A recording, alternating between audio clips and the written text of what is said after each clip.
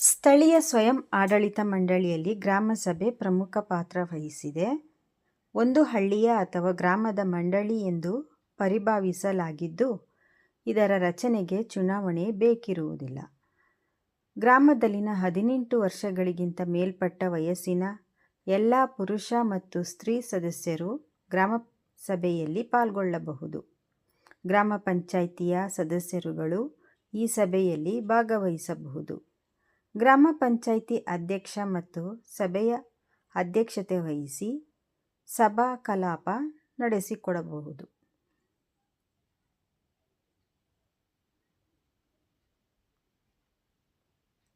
ಗ್ರಾಮ ಸಭೆಯು ಪ್ರತಿ 6 ತಿಂಗಳಿಗೊಮ್ಮೆ ನಡೆಯಬೇಕು.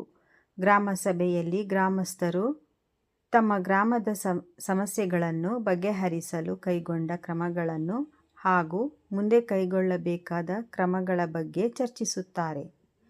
ಗ್ರಾಮಸ್ಥರಿಗೆ ಸಲಹೆ ನೀಡಲು ಅವಕಾಶವಿರುತ್ತದೆ. ಸರ್ಕಾರದ ವಿವಿಧ ಯೋಜನೆಗಳಿಗೆ ಫಲಾನುಭವಿಗಳನ್ನು ಗುರುತಿಸುವ ಜವಾಬ್ದಾರಿಯು ಈ ಸಭೆಗೆ ಇರುತ್ತದೆ.